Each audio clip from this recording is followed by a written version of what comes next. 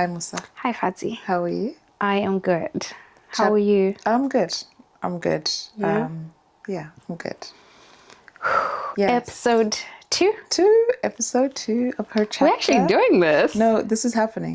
Whether you're aware, whether you want to. Look. I'm so it's proud of us happening. No, we're doing for it. showing up. We are showing up. 15 takes later because, cameras, tech, schedules. But we're here. Yeah. Doing the thing. Consistency. We love it. I mean, it's 2 episodes, but yes. I mean, it's consistency. Girl. Yeah. We're doing the thing. But tea. Let's start with the tea. Thank you for the tea. You're welcome. Today we made a special brew of Stella tea. Yes. And when you drink that tea, what does that remind you of? It reminds me of home at Gogo's house, Kumusha, where it was made in a big pot for all the grandchildren and then served by, dipping another cup in, pouring it in, dipping another cup in. It really takes me back to that chapter of life. And what would you have it with? You want us to talk about the fat loaves of bread that we used? The stacks of bread? Yeah, we used to have it with bread, many slices of bread. Eggs, fresh eggs that would have been picked that morning. I want to say beans. And I think that was it. Okay. For me, it was Stella tea, obviously like brewed. And it's like a loose leaf tea, right? So I know today we strained it. You used to have it with the little bits? Yes, that's part of the taste. Yes, it wasn't strained. You had it. Yes, you had it with the little bits. Well, this is why you also put too much sugar, because you're drinking too much bits. Today I put 2. Really? You used to have it with the little... Because it's a loose leaf. You're supposed to... Oh, okay. Okay. Then we'd have it with bread that has margarine and jam. Did we have jam? I don't know. I'm not a jam person. My husband's a sun jam person. Do you want me to sing the ad?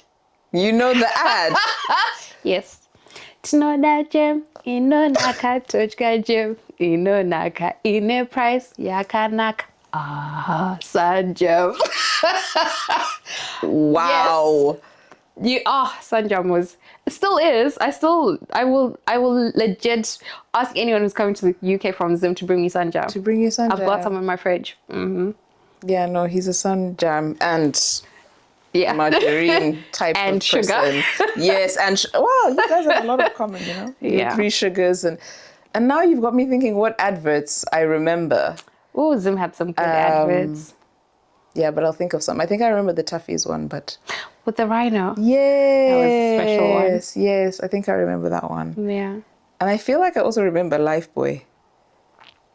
There's one, I will share it in the next episode, that I remade, actually. Of Lifebuoy? No. Mazoe Orange. Okay. I'm going to share it with you Yes. and share it with our community. Yeah, and I think we also need to do a poll of which Mazoe is the favorite. Oh, yes. Which one is the... Oh, yes. The top one. Actually might bring... you've given me an idea. All Okay. right, but today, Stella tea. Yes. While we talk about the tea. Yes, well, we talk about marriage, relationships, and sort of independence within that whole, that whole jam. Those that are in it and those that are outside of it. Yes, my dad says those that are in want to get out. Those that are outside want to get in. Yeah. So it's a very balanced conversation. No, it is. No, it is. Because I don't know. I feel like God took me and put me in. Because from what I hear about what's out there, nah. You would not... It's a wrap. I think... It's a wrap. If I had done it earlier, I wouldn't be the person I am today. I wouldn't be seated here, Fadzie, with you. Okay, now I don't know whether that's a good thing or whether that's a bad thing. I just think like I needed to move to the UK. Oh, okay. I needed to meet the people I've met.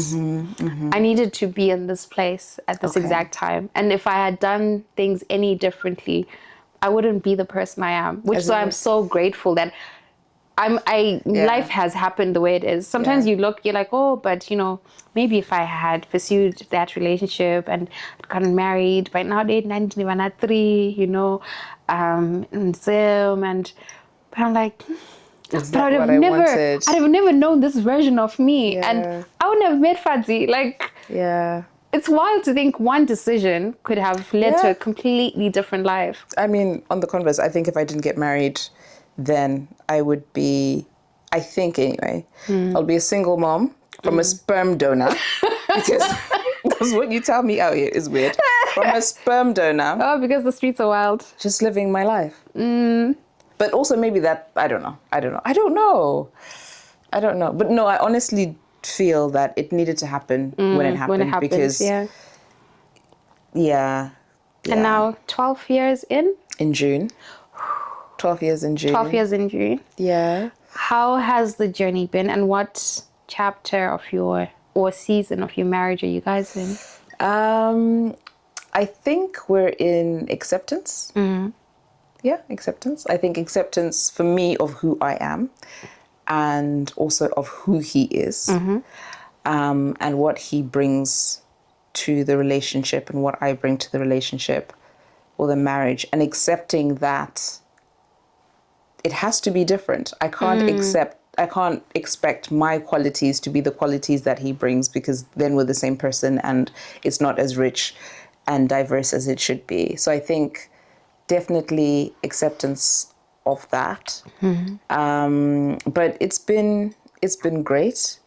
It's been challenging at times for different reasons. I think having children changes the dynamics of it all.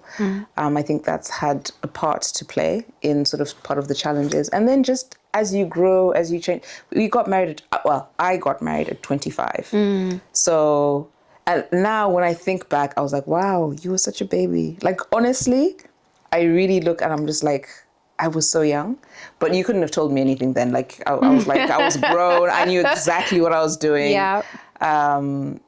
And yeah, so I think as you grow as people, there's been, there's shifts and stuff. But I think, acceptance. So, I mean, yeah. That's beautiful. That's where we are. I'm like, at 25, I was boarding a plane for the first time to leave Zimbabwe. That's crazy. I was like, on your own. I want to go see this big wild world that they say exists, I had so much ambition and I had dreams of what my life was going to be like in the UK. Did it turn out half of that? I think,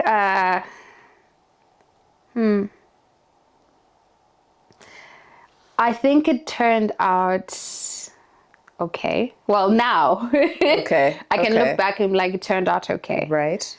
Was it easy? No. Okay. It looked easy because I came as a scholarship student. I came to do my master's. I didn't have to worry about things like fees or accommodation for a year at least. But then once you get on the journey of like visas and then also trying to date in all of these stages, there have been hot tears along the way. And being alone, like, sometimes I just be like, I want to cry on my mom. I want to go home, but I didn't have that comfort. So having to navigate life and all of those things, visas, work, dating, So how soon after you moved, you settled, did you start dating? I met someone who was also studying. And I think we met about 8 months into our studies. Okay.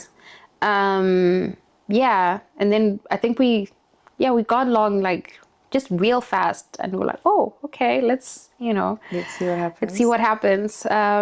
But yeah, it ended in premium tears.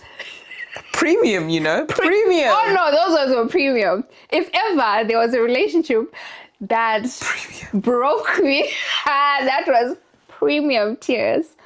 Yeah. But what did you learn? I learned that I was so much stronger than I gave myself credit for. I also learned that, sometimes we have this idea that dating outside of your culture is a great idea until you do it. I think I value dating within the culture a bit more after that relationship, because I did try to date. He was from another country and another region of Africa. So, and ultimately that's one of the things that led to the breakup. A clash of cultures. And that not accepting of each other. So that was the biggest lesson. So when they say Rorana Matongo, it's not a crazy concept. Not a crazy concept. They mean it for a reason. So It's funny you say that, because I was having a discussion with one of my friends who but when you have an argument and you have an argument in the language of the mother tongue. Yes, it hits different. It hits different. So you can't be saying to someone who doesn't understand, some sort of saying, or the word. It won't land. No. It won't land. It has to be in a language that you understand. Yes. It can be. Yes. So, on the positive, negative side, it makes sense. I guess it means that the cultural things that you just don't have to explain. I think that's... So I have thought, after going back and trying to date within the culture, and being disappointed yet again, I've been like, okay, maybe I should explore outside the culture yet again. Try. If at first you don't succeed, try again. Hopefully something will stick. But I think it's just that knowing that you're going to have to explain yourself. Yeah. You're going to have to explain your culture. Yeah. You're going to have to, hi, guys, I'm exhausted already at the thought of it. But I think that it's actually easier, or at least I've observed, that it's easier for a man to be the one who's outside the culture. Okay. Rather than the woman. I think women are a lot less, I don't know, fluid. Yeah. Is it fluid in the sense that women can't adapt, or is it accommodating in the sense that other women in that other culture are less accepting of women from a different culture? So it's hypothetical. I'm Zimbabwean. I date someone from Nigeria, right? The man is Nigerian. And it becomes a clash of the females in his culture. Feel like I took someone from them. Yeah. And they're a lot less accepting of me as an outsider. Whereas if it was the other way around, where he was Zimbabwean. Wait, let me think about how I'm phrasing this. Actually, that in my family, they're going to be a lot more accommodating because he's a man. Yes. And the women in my culture they will even be like, oh, don't let him do that. He doesn't understand. He's from a different culture. Whereas women aren't as accommodating of other women. Yeah, I think sometimes as women we can be unkind to each other. Yes, and actually I think it's difficult to do the inter-Africa cultural dating. I think if you were to get married to a white guy, it'd be fine. I think it'd be fine. I think they're a lot more accepting of your culture or the other person's culture. But no, I think culture stuff is a big thing. It's a very big thing. So I'm also a product of a cross-cultural marriage. Okay. Which is why I think I'm very aware and sensitive to cultural dynamics. My mom's Zimbabwean. My dad's Malawian. Okay. And in the context in which they grew up, Malawians were perceived as these poor people that are in Zimbabwe looking for jobs. So even they had their own issues while they were dating. And then you become this hybrid child with two cultures, where if I go to, so I was born and raised in Harare. My mom's from Blueo, and most of our family are in Blueo. If I go to Blueo, I'm not Ndebele enough, because I don't look, I don't speak, I don't sound, I don't think, I don't behave like a pure Ndebele person does. Right. I'm sure if I go to Malawi, they'll be like, You ain't one of us. yes, you bear the last name, but who are you, you know?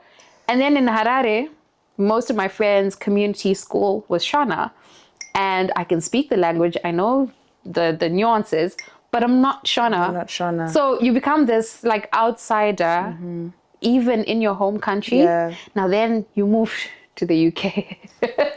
West. Interestingly, I enjoyed the move to London because I feel like London is very multicultural, and I didn't feel like the only outsider. Yeah. I was like, there's millions of us. Everyone's an outsider. And even it made even dating easier because people are open to dating from different countries. You can meet someone from Romania, from Italy. Yeah. You know, there's like a whole variety of fish in the pond, fish in the sea. There's like a new what. But we're still out here looking to get into marriage. But yeah, I'm curious, when you were dating, what would you say was, and now that you've been married for 12 years, what would you say was the best piece of advice you got about marriage? Wow. Okay.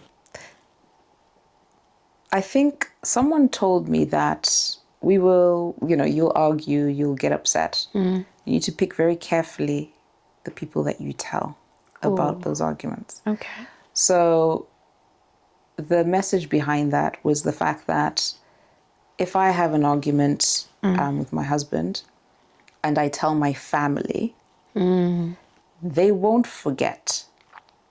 And it'll possibly change how they perceive him. And I should pick who I tell, because chances are we're going to kiss and make up. Yeah.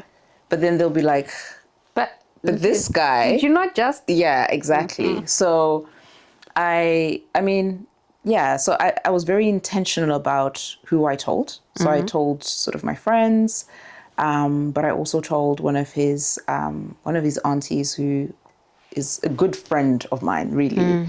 And I would be like,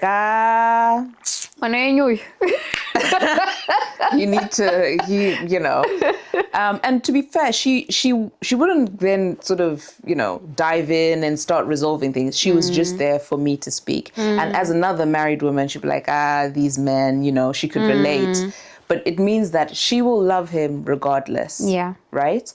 And she will be able to understand that, this was in the past and we've kissed and made up. Whereas, if I tell maybe my sister or if I tell someone in my family, those things start to plant little things. And in the end, maybe how they see him is not even how I want them to see him anymore. Yes. So it's about picking who you tell these things, not to isolate you necessarily or say you shouldn't have anyone to speak to, but just making sure you're aware.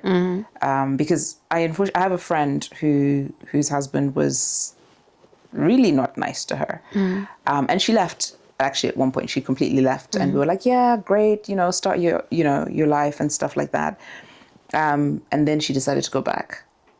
And I was just like, like what? Like, after all the work we've done. I'm like, what are you doing? And I can't, he's probably changed. People change. He's probably changed. He's probably a better person. Yeah. But I can't undo the version of him that you had. Yeah. So yeah, I think that was one of the big, and I stand by that. I think I would also pass that on to say, just be aware of who you talk to. Yeah. Because when you guys kiss and make up, sometimes those things are said in the heat of the moment, and you're genuinely sorry or you change and stuff like that. But the people that you've told, especially if they're always 100% on your side, it's just never gonna undo. So yeah, I think that was one thing I'd pass on. I think it actually applies even when you're dating, because as someone who, is still trying to date, Trying to find. trying to find, Or be found, rather. right? Yes, be found. Be 'Cause I'm not found. looking. Yes, I'm not looking. be found. He who will find me will find a good Yes, thing. Will find a good Yes. thing. Yes, you are waiting to be found. Yes, and while I'm waiting, I'll be working. Yeah. No, she is a good thing. I Literally can attest working. to a good thing that you will find. Yes. But even in relationships, when you're dating, sometimes we want to tell our friends everything, when we have the big fights, the small things. And I've learned to also discern who you open up about your relationship to, because you also need to realize that your other fellow single friends, and sometimes the married ones, are also in different seasons of their lives, right?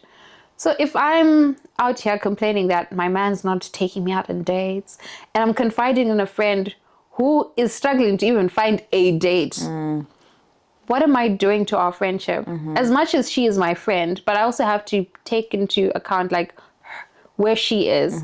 And okay, if I'm telling someone who's going through a difficult patch in their marriage that, this guy, and they're like, no, just leave.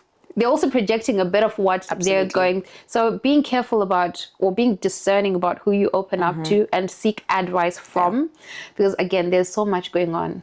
There will be TikTok advice, Instagram advice, YouTube channel, couples content. There's so many voices. Yeah. And you have to really be careful who you listen, whose voice you're listening to, because otherwise, you will take in everything. Yeah. And comparison. Yes. Ooh, comparison of where you think you should be, or what should be happening in your relationship. Yes. Acceptance. What values they should have. Yeah. Why aren't you like this? And Valentine's. Valentine's person bought is this. coming. Yes. Where's your boyfriend? You are sitting lonely. Vacations. Vacations. Yeah. Why aren't you flying me out? Why aren't you buying me a Birkin bag? Exactly. Yeah, it's an interesting time to be dating, because when I was thinking about how this podcast and this particular episode, I was like, we all say, oh, the streets are so ghetto, but I'm not going to say that because I'm there too. And am I part of the ghetto? No. I think it's just challenging to meet someone when you know what you want. And you can articulate it. Yeah. A lot of women just go along with or stay in situations even though they know that's not what they want. And it's a real fear and reality where you're in your 30s and you're thinking, I want to have a kid. Yep. Yeah, there's a real fear of missing out. Yes. You're seeing all your friends, all your people in your circle, people are getting married. Our Instagram feeds are just proposals, weddings, and children, Valentine's. And there's a real fear of missing out. Because, when will this happen for me? The popular God when, And sometimes you then end up entertaining and staying in relationships that don't serve you because you want that. You want to be inside. And your body is also like, I need to reproduce. I want to make babies. You're wasting time. You're wasting me. You're wasting time. So there's a real, we were talking about pressure. It's a sometimes very subtle pressure. And it's real. I just want to acknowledge that it's real. And just because some of us are out here just seemingly nonchalant about marriage doesn't mean we don't want it to. Doesn't mean we don't think about it. But sometimes we're just quietening the many voices that try to pressure us into doing things that are not yet quite right. So, and I think it's the same for marriage. I think I've seen friends and know people who stayed because of that same pressure, but in a different kind of way. Stayed in a marriage because, and there's a pressure. What are people going to say, and sort of fight it through. And also I think culturally we're taught to enjoy. Just, you know. Take it all. Take it all. Yes. You see? Just understand. Yeah, forgive. That's what men are like. You know, I've heard someone who heard or was told, why are you surprised? The dad had 3 wives. Yeah. Like, I'm sorry, what? But there should be a line where I am all up for stay the course and try. But at some point, there should be things you're like, no. No. And I grew up with a single mother who said no at some point and was like, I draw the line here. And you know, we grew up happy. Yeah. I can imagine if she had stayed and endured for the name of, you know, being a pastor's wife and staying and enduring and just making it work. But that's what we would have been miserable. Yeah. Which is why, like, whenever I have conversations with some women who consider, you know, leaving relationships, and they're like, but when I'm like, coming from being on the other side of it, your kids will be happy. They'll be okay. Yeah. They will understand with time. Yes, I grew up wishing my parents would get back together. But with time, I was like, I understand. I get it. And it's okay. I get it. There was a Mother's Day book that Ivan got me. And there was a quote in there that said, the biggest gift a father can give his children is loving his mother. And I think that's to your point. Like, if that's not happening in your marriage, then the kids are not going to be happy. No, they won't. They won't be happy.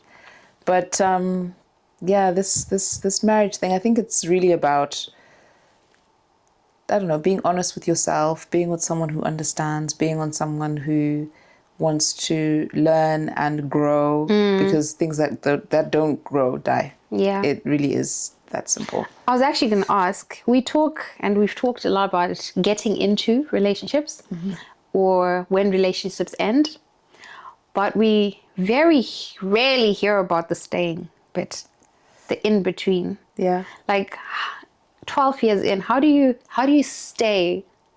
How do you keep it? I don't want to say exciting, but like, how do you maintain? I think the word is maintain. How do you maintain a good marriage? Everyone says communication. Everyone says it. It's very cliche. And sometimes I don't want to talk, to be honest. I don't, actually. I don't want to talk. But I think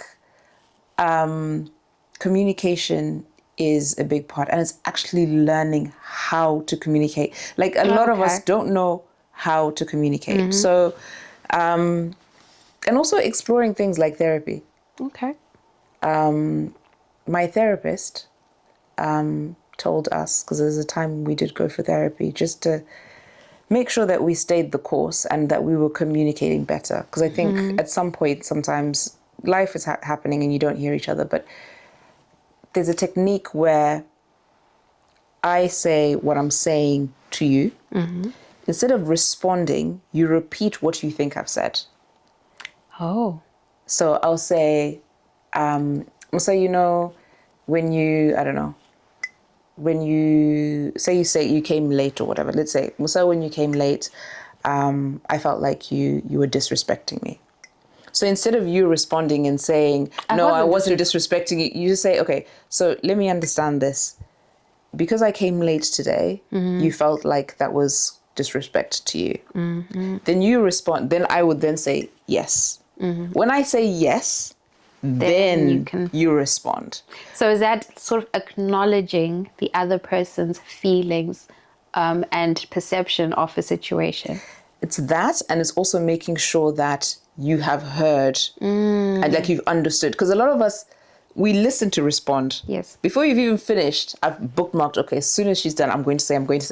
But you're not listening to respond to what's been said. I'm already starting to come up with my list of how I'm going to respond and rebuttal what you said. Yeah. So it's about making sure that I fully understood what you said, and also just slowing down the tempo of the conversation a little bit. And I think it does that. And it's really hard.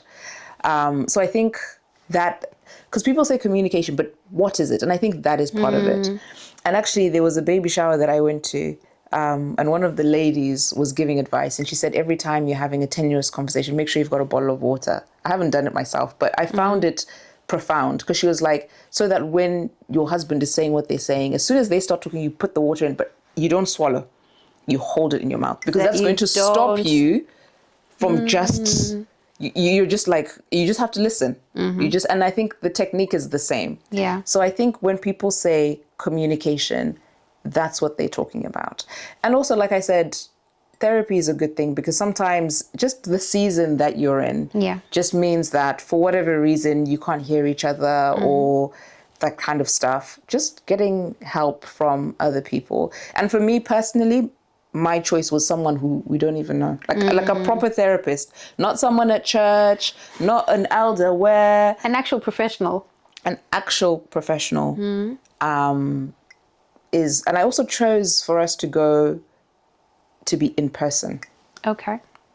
Because I think you get a lot more in person. Yeah, there's certain nuances and body expressions and things that you... And there's also the intention. You're going there. Yes. Right? You're taking time out. Whereas you join online and stuff. And I mean...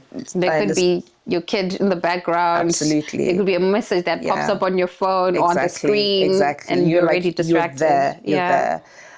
So I think that's how you stay. And I think you also, like I said, like this whole acceptance thing as well, but being open-minded, but really learning how to communicate and how to communicate is both ways, because I think generally speaking, men don't know how to communicate very well. Maybe they just repress their feelings, because we tell boys when they're young, boys don't cry, or you're a man, you have to be strong. Yeah. So it's stuff like that that means that men sometimes just don't say very much. So I think it's, recognizing what you're coming with from how you've been raised and stuff like that. But learn how to communicate. Learn how to communicate with each other. Learn that, if you come to me and you say, oh, you've done this, da da da da da, it's just not going to work. Maybe you should say, I know you probably didn't mean to do this thing, but when you did this, there's something about, you're saying the same thing, but the way that you're saying it to the other person means that they don't hear it and become defensive about it. Yeah. But also be willing to go to therapy on your own. I was about to say, because there's other therapy, things that you bring. You on your own, even while you're single, you need to go to therapy. I think that's something that's, for me, I really I want to do. It's been on my vision board for a while. But yeah, I want to do, because I'm like, if I'm entering a marriage, I want to be a better version of myself. Yes, I think I'm a good catch, but I think I can be better. Yeah. And there are tools, and this is where like maybe our understanding of therapy also needs to change as a cultural perspective, that therapy is not a fix. You don't go to therapy when you're broken or there's a breakdown. Yeah. You go to therapy to get tools to be able to do something better. And I'm like, okay, before I go and drag someone's hand, because I think nowadays also we use therapy as this, oh, let's go for therapy. We talk so easily about like therapy, but it's not that easy. So before I drag someone's hand and say, let's go to therapy so that you can hear what I am trying to say to you, maybe I need to go and be like, okay, there are things about and I guess that's part of growing up. It's understanding that in relationships, even as I've dated, like I've learned some of the fights that you have in relationships about your childhood. Absolutely. So you need to do your own homework and be like, my childhood, my upbringing, what are the things that happened to me, that I've gone through, that have made me the person that I am? And how do I unlearn some of these things? How do I not project them onto someone else? So for me, those are the things that even as a single person, I'd say I need to go to therapy for. Not because I'm broken, not because I need fixing or this is a, get heal faster thing. No, it's because I genuinely want to be a better person by the time I get into that marriage. And yes, there'll even be more therapy together, but let me try in this waiting season. Oh, this waiting season. Yeah. Let me also do the work. Yeah. Because you can't. And it's work. It's work. Because it's work. It's work. It's work. Confronting things about yourself. It's work. Not even before someone else points them out. Yeah. Wega. It's work. It's actual work. On top of work. Yeah. Yeah. It's deep work. It's really understanding yourself. And sometimes it's not, like you're saying about the fix, it's not something that I'll understand and I'll fix. Maybe I understand it and it's really, really difficult for me to fix or to change, but then it means I can articulate it to you. And I can communicate to my partner to say, if This you is where see I'm this at. behavior, Absolutely. I've thought about it. I've gone to seek for help, and I have understood that this is Comes from triggered here. or because of this. Absolutely. And I hope you will be understanding. This is what I need. Something happened to me the other day. I was having a moment, and someone said, "How do you need me to show up for you when you're like this, when you're going through this? What do you need? What do you need for you?" It wasn't I'm here, I'm the man. They were like, what do you need? Do you need me to step away? Yeah. Do you need silence? Do you Yeah. want me not to call you? What do you need? And I thought that was like really profound, because I was like, oh, okay. First time ever, someone else is considerate of what I need. And I also need to be able to say what I need. Yeah, exactly. So you need to know yourself well enough to be able to articulate what you need. Yeah. Because I think another thing that I've found as well, and I think it's mostly common, is that men tend to be fixers. They want to fix. So the other day I said to my husband, look, I'm telling you this. I don't want you to give me a solution. Why don't you just I just want to say, I just want to say this and just listen. And I think it was very awkward for him. He's like, okay. Should have given him a bottle of water.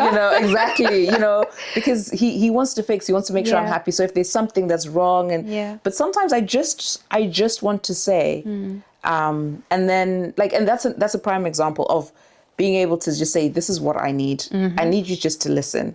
Because if I start saying things and you're giving me solutions, I'm going to get frustrated because you're giving me solutions. And then I'll start to feel like you're not hearing me. But it's because I haven't told you what I need. And I'm assuming you know. So that's another thing. No one is a mind reader. And I think that for a long time, you just assume that if this is like this, you're going to do this. Or if you see me like this, this is what I need.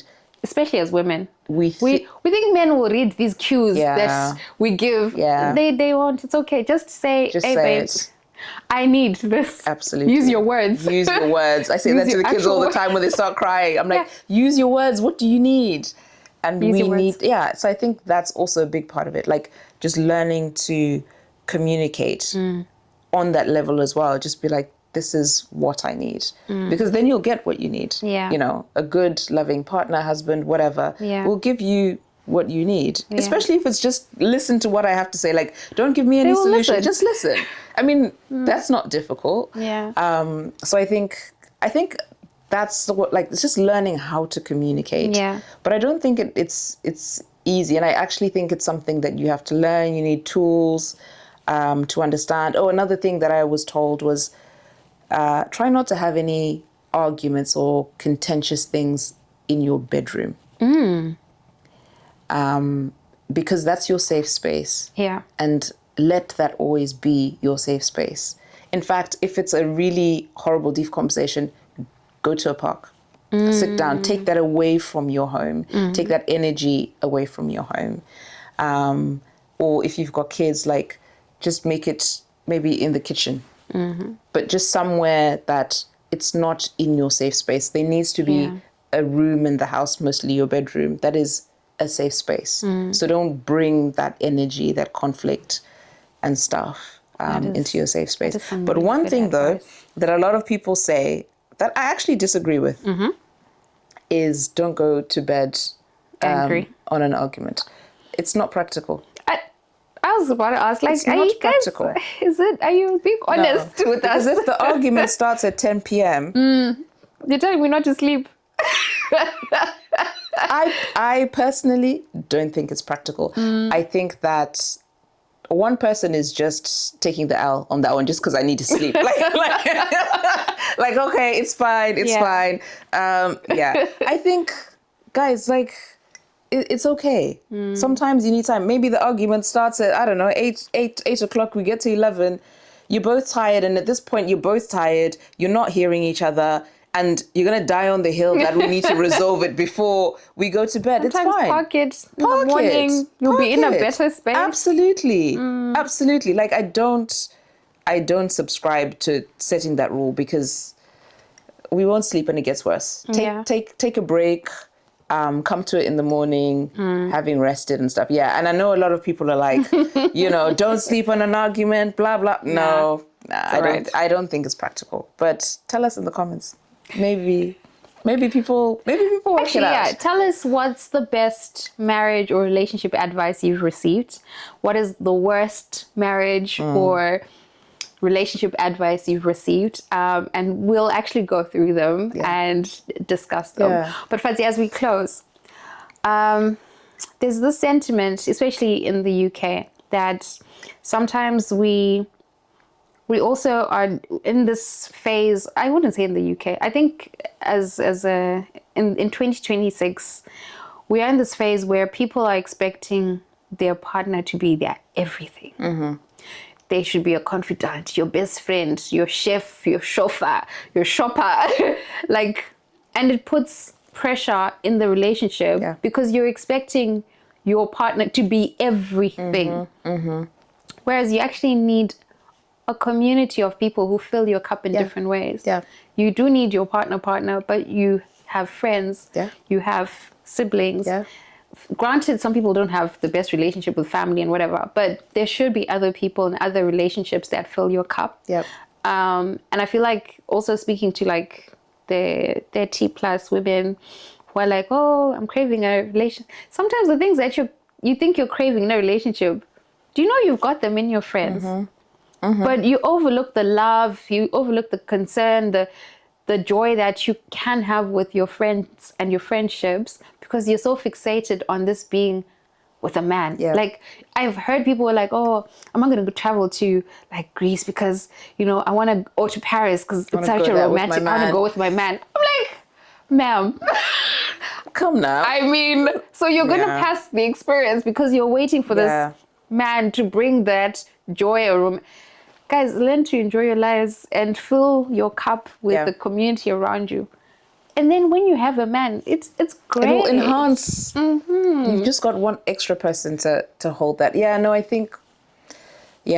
don't think that your husband will be everything, or rather should be everything, You should also have yourself. Yeah. And you bring yourself to make a partnership, So I think live your life. Live your best life. Right. Live your best life. Go for it. I haven't been to Paris, by the way. I've never been to Paris. Why?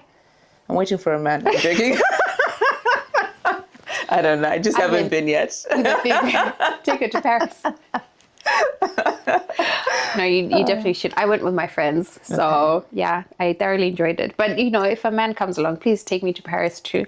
Or other nice French cities. But this has been really, really enriching. Yeah. And lots to think about. I think I like your piece of advice of, take your arguments outside your bedroom.